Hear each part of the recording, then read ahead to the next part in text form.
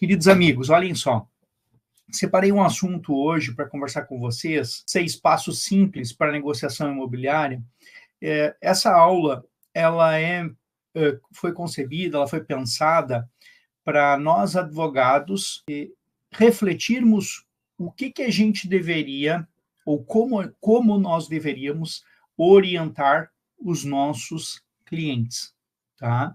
Um cliente ele está buscando uma oportunidade, uma negociação imobiliária, e o que eu diria para esse cliente? Como é que ele deveria se comportar? Como é que ele deveria agir numa negociação imobiliária? Está com vocês uma argumentação, né? Perdão. Queria comentar com vocês um livro, né, sobre argumentação, que ele é muito importante, embora ele não tenha sido pensado para negociações imobiliárias em específico, ele é muito importante para a gente preparar a nossa mente. E esses 6 pontos que eu vou trazer aqui para vocês hoje, eu vou tentar, alguns deles são um pouco mais técnicos, outros são mais assim, subjetivos, né? E a gente vai poder utilizar essa lógica. Deixa eu pegar ele aqui para mostrar para vocês. A Arte de Ter Razão, tá? Do Arthur Schopenhauer.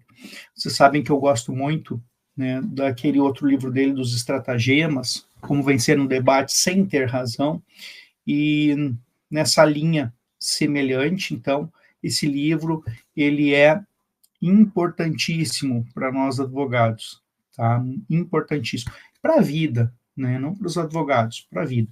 Uma das coisas interessantes que ele traz nesse livro aqui, que é a base dos ensinamentos dele, é o seguinte: existe uma diferença entre a verdade objetiva e ter razão. Olha só como isso é profundo e como isso faz a gente pensar sobre diversas hipóteses e situações da nossa vida. Então, é possível que eu tenha razão nos meus argumentos, que eu consiga demonstrar para uma audiência que eu tenho razão diante do meu debatedor, mas isso não significa que a verdade esteja comigo. Então, olha que grave isso, né? E esse autor, ele fala que essa situação existe e nós temos que nos preocupar com isto, porque o ser humano, ele tem essa característica, nós somos dissimulados, nós temos muita vaidade. Então, a dissimulação e a vaidade acabam fazendo com que a gente construa uma habilidade de desenvolver argumentos, né, argumentos que me dão razão naquilo que eu estou falando, me dão força naquilo que eu estou dizendo, mas não significa que eu estou defendendo seja a verdade objetiva. Dizendo isso, eu acho que vocês já devem ficar pensando, né, nós que estamos aí vivendo uma geração submetida às redes sociais, vocês certamente já estão fazendo algumas correlações e pensando que realmente tem pessoas que largam uma bomba, né, muitas vezes num comentário na internet, nas redes sociais, e trazem argumentos ali, e aí alguém que lê aquilo sabe, mas isso aí não é verdade, né? Mas a pessoa sabe que não é verdade, mas ela não tem argumentação suficiente para combater aquelas razões que a pessoa lançou. Então, a pessoa lançou uma série de razões, uma série de argumentos. E ela pode, sim, sair vencedora num debate, né? Ou seja, a audiência pode considerar que ela tenha razão, ainda que ela não esteja defendendo a verdade. Ufa! Que reflexão forte, né, pessoal, para começar amanhã.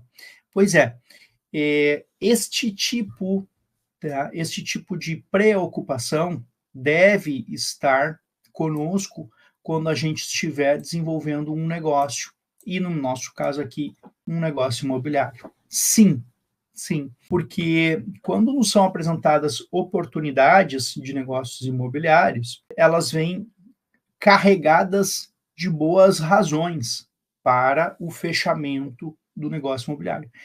E aquelas razões, elas podem ter umas mais fracas, outras mais fortes. Porém, isto não significa que junto delas esteja a verdade. Qual verdade? De que está se fazendo um bom negócio. Então, pensando nisso, é que eu trago aqui para vocês algumas dicas que eu gosto de passar para os meus clientes e quero compartilhar com os colegas para que também passem, né, para os clientes, para que eles reflitam bastante, né, desenvolvam um processo de escolha mais racional na busca da verdade quando estiverem querendo fazer um negócio imobiliário. Existem algumas pessoas que são investidores profissionais e se eles errarem um pouco num imóvel e acertarem um pouco mais do que errarem, né, nas aquisições, para eles está tudo certo. Mas existem pessoas que às vezes vão fazer 1 ou 2 ou 3 negócios imobiliários numa vida toda, né? Elas não têm muito espaço para errar, podem comprar uma dor de cabeça aí que seja um problemão, né, para o resto da sua vida ou para muito tempo. Então, pensando nisso, colegas, é que a gente vai começar, né, vamos começar aqui com as 6 dicas, e a primeira delas, por incrível que pareça, por mais óbvia que seja, é a menos seguida pelas pessoas, tá? A pessoa decidiu fazer um negócio imobiliário, né? O que eu digo sempre para os clientes? Pesquisa todas as opções de imóveis desta região, não economiza na pesquisa. E aí, quem escutar isso e não fez ainda um negócio imobiliário ou não acompanhou ainda uma parte comercial do negócio imobiliário, um cliente, pode achar que isso seja meio óbvio, mas não é. A grande maioria das pessoas se apaixona e depois concretiza o negócio imobiliário. E esse se apaixonar é mais ou menos o seguinte, colegas: você viu aquele negócio, entendeu ele, e ninguém tira da cabeça daquela pessoa que aquela verdade absoluta, que aquilo é um bom negócio imobiliário. Mas eu garanto a vocês que, se você fizer uma pesquisa nas demais opções que existem nesta área, a convicção, a busca pela verdade, ela tende a se alterar à medida que a pessoa for entendendo, né, as ofertas que estão à disposição. Então, posso dizer isso até por experiência própria, tá? Em alguns negócios imobiliários que eu fiz pessoais, muitas das vezes eu tinha certeza, né, porque principalmente os homens têm essa característica de que quer resolver, né? As mulheres são melhores nisso. Elas têm uma capacidade, por exemplo, de entrar numa loja, experimentar 30 roupas e sair com uma peça ou talvez nenhuma, né? Já um homem, ele é o contrário. Ele pode ficar muito tempo sem ir numa loja, mas quando ele for, ele vai provavelmente escolher diversas peças e resolver tudo, de preferência numa única loja. Resolver, olha só. Então, já passei por essa situação deste tipo de pensamento, né? Então, olha, identifiquei o negócio imobiliário, gostei, acho agradável, vou fazer, né? Por sorte, a gente tem quem tem esposa, né? E trata as coisas de uma maneira abertas e com diálogo, né? Recebe alguns freios, freios positivos, freios de alertas, né? E aí, com isso, né, já fui obrigado a procurar por outras alternativas. Então, já passei por isso que os clientes passam, que é tentar resolver a questão. Ó, gostei, vou comprar. Acabou, não preciso mais me preocupar com isso, volto para as minhas atividades. Pois é, um dos maiores investidores do mundo em imóveis, que é o Robert Kiyosaki, ele fala isso de uma maneira até bem didática. Ele diz assim, olha, não visita 3, visita 50, visita 100 imóveis. Então, veja, pessoa especializada em investimentos imobiliários. Então, a gente não tem, às vezes, esse tempo, não quer se dedicar a isso, cansa, né? Tem dúvidas, cansa.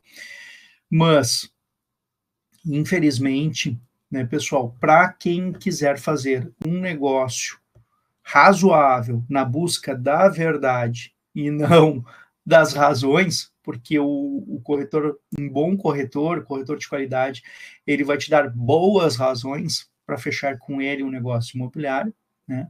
Então, para quem não quiser fazer isso, tem que visitar, né? E aí meus amigos corretores podem até ficar aborrecidos comigo, diz, pô, Rafael, vai me fazer os caras me chamar para visitar um monte, mas é assim que funciona, né? E um bom corretor sabe disso, ele também não pode ter preguiça, né? Porque se ele fechar um bom negócio para o cliente, esse cliente vai ficar muito grato, vai indicar muitas pessoas para ele e isso vai melhorar os seus resultados. Então tem uma dinâmica também da reciprocidade, tá? Falando a reciprocidade é um gatilho mental e o adquirente imobiliário tem que ter máximo cuidado. Então, dica extra, dentro da dica, né, pesquise todas as opções. Dica extra.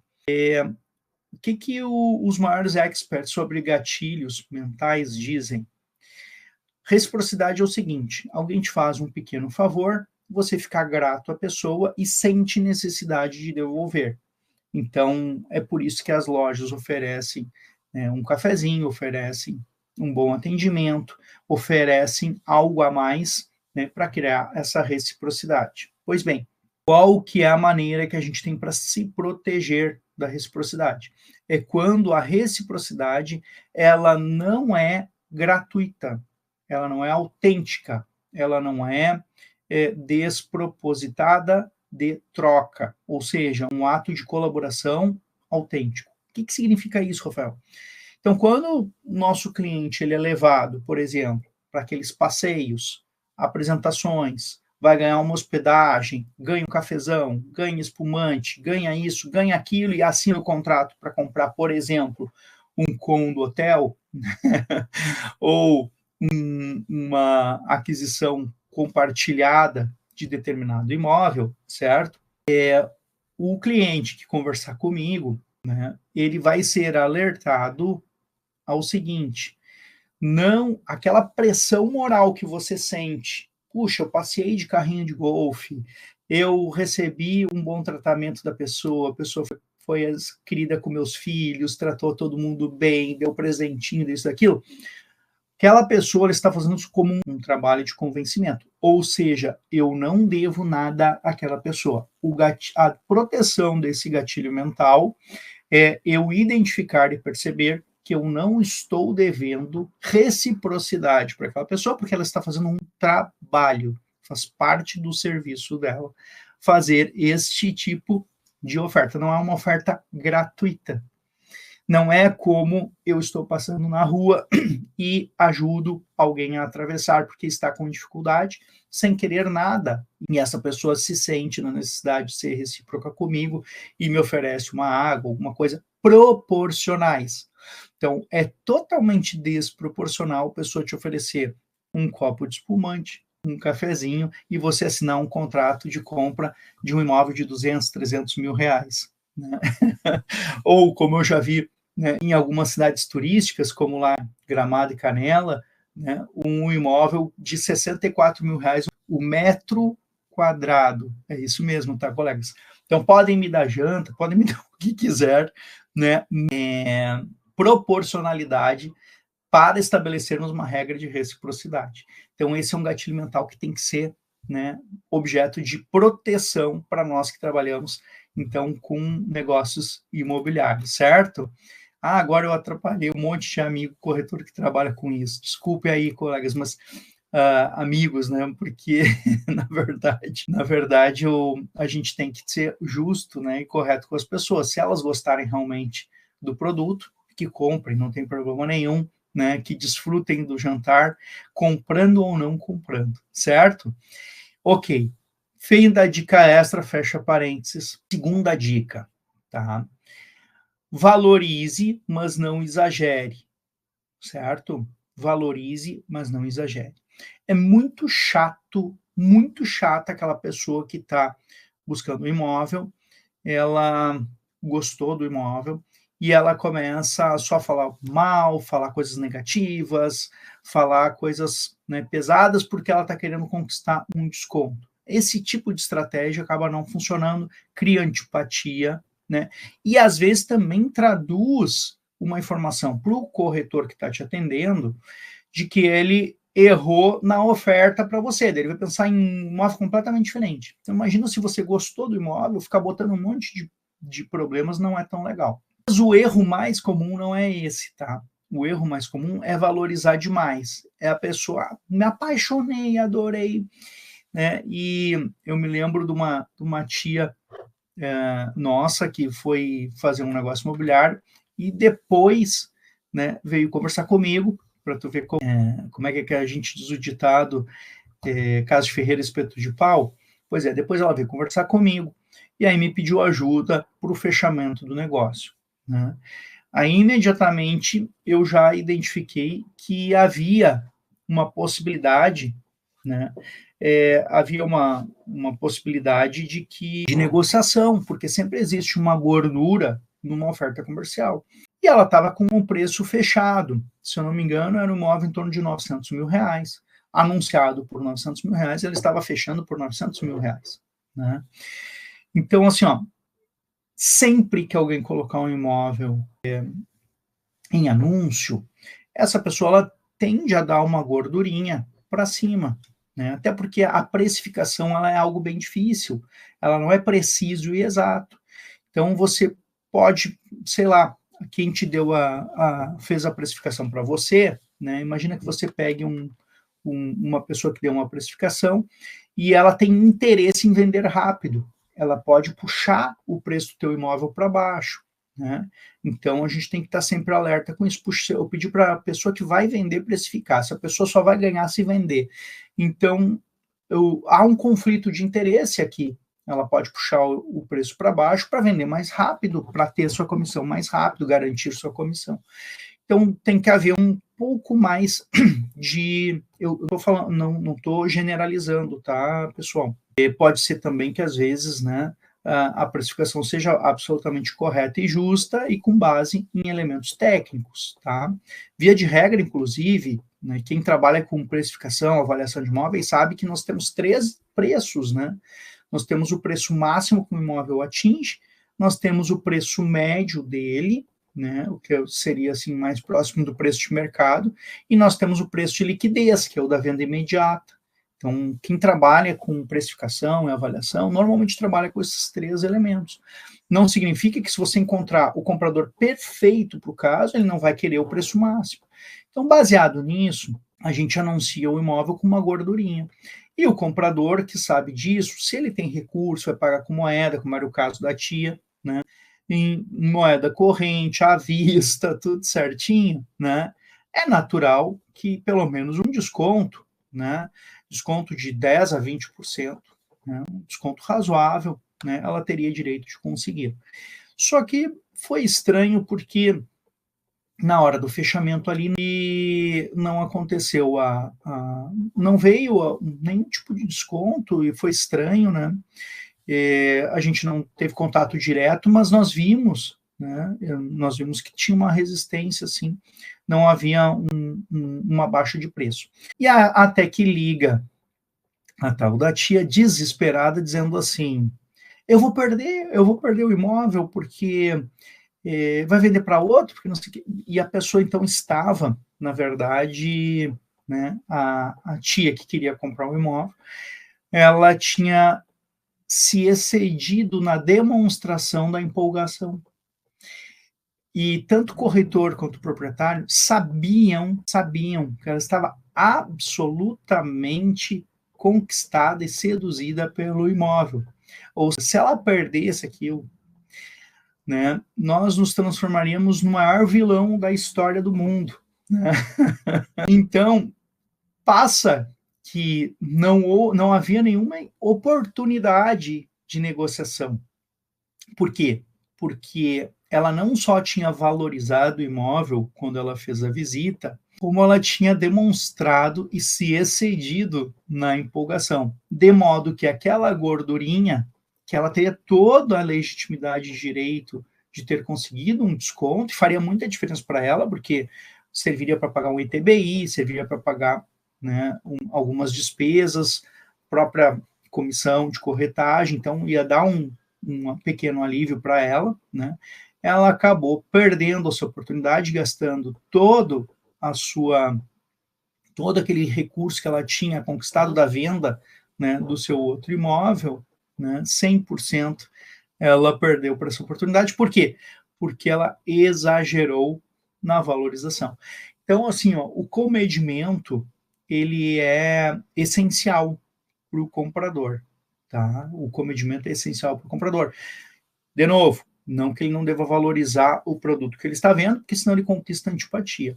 Mas tem que haver um comedimento, porque se você demonstra receio, medo de perder a oportunidade comercial, certamente você não vai atingir aquele preço médio, você vai ficar lá no preço máximo do imóvel. E foi isso que aconteceu com ela, e não teve como a gente ajudá-la, né? Porque ela não toleraria, né? A ansiedade dela era absurda, ela não toleraria de forma alguma perder o negócio.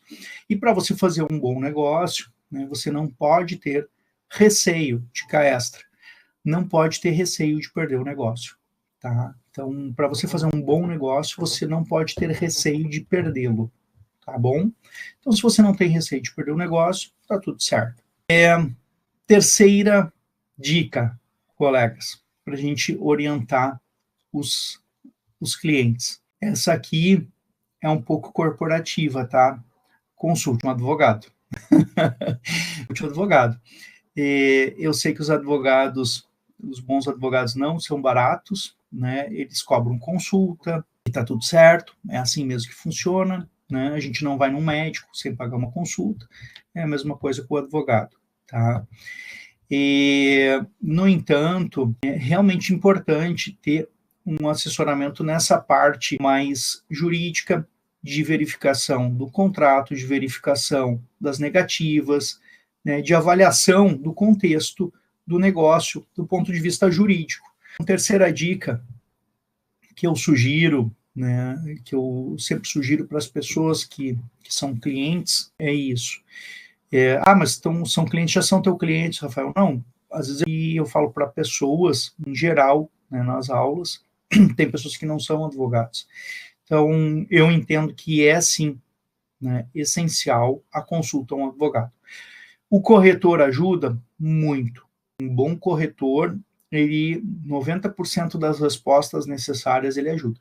Mas existe um 10%, que nem a teoria do Nassim Taleb lá da balança de Barbell, né? Que diz o seguinte, aquele pouquinho de risco pode significar um estrago muito grande, né? Então, mesmo que seja só para fazer a validação, olha cuidado com isso, só para fazer a validação jurídica, isso pode evitar um prejuízo muito, muito, muito grande, tá? Então, a aquisição, né, eu me lembro de um cliente que estava me comentando esses tempos, que ele achou um pouco exigente demais na documentação, ele é um cara mais prático, tinha pressa e tal, né, e aí, depois de tudo, ele pegou e disse assim, puxa vida, no fim, vocês estavam certos de fazer essas exigências, Rafael, acabei de esse final de semana, jantar com um amigo que me disse que 10 anos depois de uma compra de um imóvel, ele estava perdendo esse imóvel porque tinha um problema com o vendedor. Tinha um problema com o vendedor, ele não poderia ter vendido este imóvel, e ele então estava perdendo este imóvel, né, 10 anos depois da compra, uma coisa que eu não imaginei que poderia acontecer. Então, veja só, ele ficou irritado, impaciente, embora respeitasse a orientação, mas ele ficou impaciente. E aí depois, né, por experiência de outro, que bom, não foi com ele, né, ele percebeu como é importante essas verificações, certo? Bacana. Pois bem, vamos lá. Quarta dica, pessoal. Conheça sobre o vendedor, tá? Então, eu acabei de falar para vocês, né, que existe um contexto de visitação, de conhecimento, informações, consulte o advogado, tudo isso a gente está né, verificando, que é importantíssimo. Pois eu também acho importante saber quem é o vendedor. O vendedor é estrangeiro, é brasileiro, é comerciante, é advogado, é médico, é isso, é aquilo outro. Por que ele está vendendo? Qual que é o objetivo dele? Ele está trocando para outro maior. Ele está vendendo porque o imóvel tem um problema muito grave. Puxa vida. Mas ninguém vai te dizer isso. A gente pode não receber essa informação de bandeja, né? Mas nós somos seres humanos e a gente tem uma força de intuição quando a gente faz algumas perguntas que nos apontam que tem alguma coisa errada, né? Então, por que esse imóvel está a esse preço? O que está acontecendo? Bom, é que ele está se separando, se divorciando da mulher, eles precisam partilhar informação coerente, entendem? Então, existem algumas coisas que a gente pode conferir, né, a partir do conhecimento do vendedor. E isso vai me dar uma coerência no contexto da oferta, vai me dar uma indicação de que eu estou fazendo uma boa compra, certo? Me lembro uma vez numa compra que eu fiz e o preço do imóvel estava um pouco abaixo da tabela, né? E nós acabamos conseguindo até uma negociação de gordura, do abaixo da tabela ainda reduziu um tanto, porque era uma compra à vista, e no entanto, isso faz muitos anos, tá, gente? E, no entanto, eu fiquei um pouco ressabiado com isso, né? E aí fui atrás e descobri que, na verdade, a empresa, a construtora, né, que estava fazendo aquela venda um pouco abaixo do normal, ela tinha uma oferta muito boa na compra de um terreno que seria o terreno do seu próximo empreendimento. E ela estava precisando fazer um caixa rápido para fazer esse aporte de entrada. Aí, quando eu descobri isso, fiquei muito satisfeito, porque tinha uma coerência, então, naquela venda. Não existia um problema. E o imóvel estava para ser entregue em 12 meses, e acabou sendo entregue em 11 meses, né, e tinha bastante qualidade. Então, se confirmou todo aquele contexto de verificação, né, sobre o vendedor. E isso foi muito bom, foi muito positivo. Tá? Além disso, dica 5, conheça sobre o imóvel, pessoal. Conheça sobre o imóvel em si mesmo, né? Nem todo imóvel, tá? Ao contrário do que se diz, nem todo negócio imobiliário, nem todo imóvel vai ser um bom negócio. Vão ter imóveis que serão bons negócios e vão ter imóveis que depois se demonstrarão que não foram tão bons negócios assim. Isso pode ter a ver com o estudo da localização, que é a dica 1, né, que é entender as ofertas, entender um pouco do mercado. Pode ter a ver com algo que é impossível de prever, como o cisne negro, as coisas são imprevisíveis, né? E aí não tem o que fazer. Então, antes da pandemia, tinham determinados imóveis que eram muito valorizados, exemplo, salas comerciais, e depois da pandemia, esses imóveis passaram a ser pouco valorizados, certo? Assim como na pandemia, os coworking viraram um negócio absurdamente valorizado. E agora, passado tanto tempo da pandemia, alguns coworkings já estão demonstrando alguma dificuldade, né, no seu sustento, alguns até já passando a dever aluguéis em áreas que são muito nobres. Então, vejam como existe um fator, né, de imprevisibilidade e a gente tem que estar alerta, né, para saber sobre o imóvel que a gente está adquirindo. Mas, para além disso, que é o imponderável, que é o risco de todo o negócio, a gente tem como mitigar, reduzir os riscos, sendo um pouco mais conservadores, comprando coisas que sempre vão ter algum interesse, né? Às vezes preferindo coisas menores do que maiores, ou vice-versa, ou daqui a pouco alguém vai se especializar no mercado de luxo, outro vai se especializar no mercado popular, começa a entender um pouco disso, né? Fora isso, pessoal, aquele que está comprando principalmente para o seu uso próprio, mas até o investidor também, porque ele não quer ter risco de custos extras, é conhecer o imóvel numa visita técnica, né? Então, tá para fechar o negócio, faz a visita técnica, e essa visita técnica deveria ser acompanhado por um assistente técnico, Tá? É obrigatório? Não. Tem gente que tem uma visão assim, olha, eu conheço, tem muitos amigos que são assim, muito, muito bons mesmo de análise, né, dessas partes de verificação, defeitinho em esquadria, eles conseguem enxergar coisas de obra que a gente não tem visão para isso. Mas fora essas pessoas que têm uma visão assim de experiência de vida, né, a orientação é que a gente fosse acompanhado por um arquiteto ou engenheiro. Eles têm uma percepção, uma visão, uma compreensão, né, da entrega do imóvel muito, muito superior a nossa. E isso tanto faz ser imóvel novo ou se for um imóvel seminovo, tá, colegas? Tanto faz. Por quê? Porque ambos podem trazer consigo alguns problemas. Então, por exemplo, um seminovo, daqui a pouco ele pode ter um problema crônico de mofo, né? Problema crônico de mofo. E eu digo para vocês, por mais que o vendedor tente maquiar, as pessoas que são experientes, elas enxergam, elas compreendem isso. Ah, mas a pessoa já decidiu comprar, o preço está bom, ela vai fazer o negócio do mesmo jeito. Do mesmo jeito, talvez não. Por quê? Porque uma vez que você tem um apontamento técnico sobre alguma coisa que deprecie o imóvel, é possível que esse valor seja readequado. Né? Então, olha, estava fechando uma compra ali por 500 mil, descobrimos um problema crônico, questionamos, este problema crônico veio para a mesa de negociação, ele acabou significando um desconto de 20 mil, de 30 mil, de 50 mil reais, dependendo do tipo de problema que existe no imóvel e da possibilidade de tolerar, né, deste adquirente. Pode ser que seja um problema tolerável, que ele queira resolver. Então, assim, ó, a visita técnica é essencial. Do contrário, pessoal, o que vai virar isso? Um vício redibitório, uma ação, uma discussão? Para que postergar essa discussão se você pode trazer ela para a mesa de negociação e sair com tudo redondinho?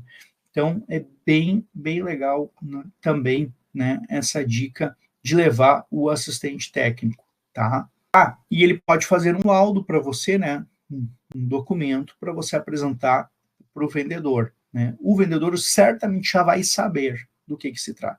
Dificilmente o vendedor não conhece o seu imóvel. Os vendedores sempre conhecem o seu imóvel.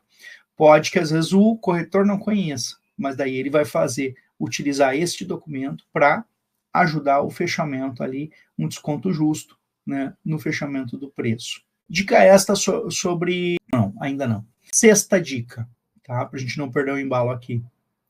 Custo recorrente. Gente, quem vai fazer aquisição imobiliária tem que ter uma preocupação com custo recorrente. E isso pode variar muito. Eu me lembro uma vez que eu estava acompanhando um negócio imobiliário e era compra de lote em condomínio fechado. Existia um lote que era de 250 metros, tá? E ele custava 300 mil reais.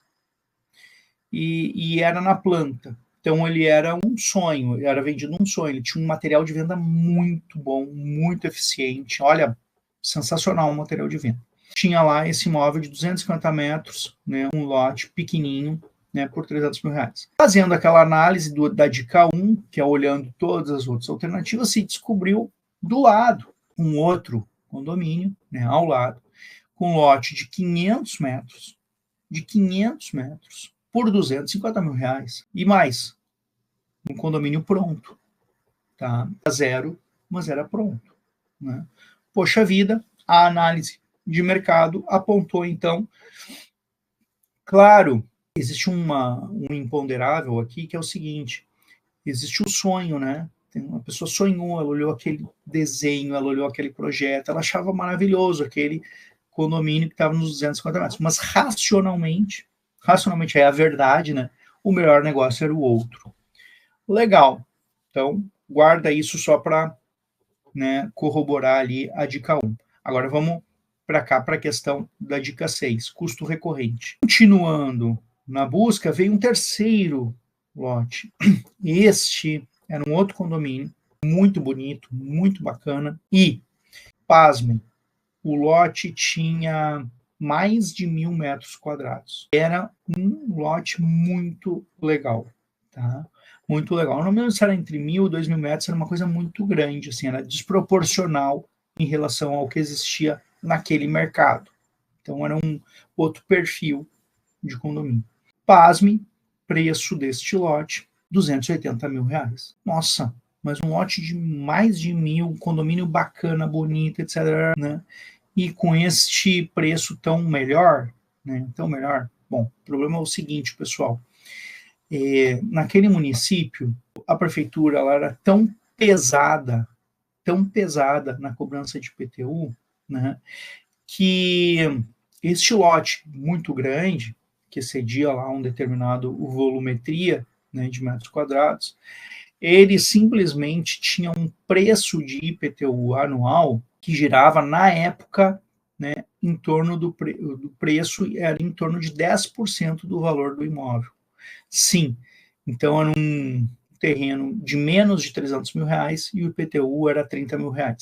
Naquela época eu me lembro que com R$30 mil se comprava um carro, para vocês terem uma ideia. Então era um carro por ano de IPTU, tá? E o preço do condomínio, ele era o dobro dos outros dois. O dobro dos outros dois. Então, IPTU absurdamente elevado e o condomínio o dobro do preço dos outros dois. Isso se chama preocupação com custo recorrente. Se você colocasse só o preço dos imóveis um ao lado do outro, né, este venceria, que ele tinha qualidade, tinha tamanho e tinha preço. Mas o custo recorrente, aquele que nunca para, que você vai sempre ter para o resto do negócio imobiliário, ele era muito, muito, muito elevado.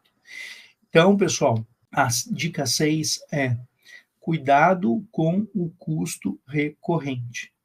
Tá? Cuidado com o custo recorrente. Então, às vezes até a gente recebe uma informação de um determinado imóvel bacana, com preço bom, mas tem um custo recorrente muito elevado. Às vezes também você vai olhar e está em um momento de chamada extra, porque estão reformando uma fachada, isso é até bom, mas aí tem tempo para terminar, né? Então não é o valor do condomínio recorrente que você vai estar analisando, é uma reforma de fachada, que vai durar ali 40 meses, 30 meses, 20 meses, 12 meses, então depende, né, do tipo de chamada que foi feito. Não, isso tem um momento para terminar. Agora, IPTU e condomínio formal são custos recorrentes que toda pessoa que está querendo investir em imóvel tem que observar, certo? Dica extra, tá, colegas? Para além do preço, que a gente falou muito de preço, vantagem no preço, gordura no preço, existe algo que às vezes é mais importante do que preço, que é a forma de pagar. Então, às vezes, né, a forma de pagar ela é tão mais facilitada, ela traz tantos benefícios, ainda mais hoje que nós temos uma realidade de inflação e juro alto, tá, que a forma facilitada do pagamento pode ser um diferencial que compense, inclusive, na gestão, no olhar objetivo e específico somente do preço. Tá? Então, eu também diria para os clientes observarem isso. Às vezes, uma permuta aceita, né, uma troca. Então, outro imóvel, eu tenho um veículo, eu tenho uma coisa que eu vou trocar. Este tipo de coisa, essas permutas, elas acabam sendo um elemento de grande vantagem, tá? De grande vantagem mesmo para a pessoa fazer fechamento. É isso. Bacana demais. Valeu, pessoal. Muito obrigado por hoje. Agradeço aí a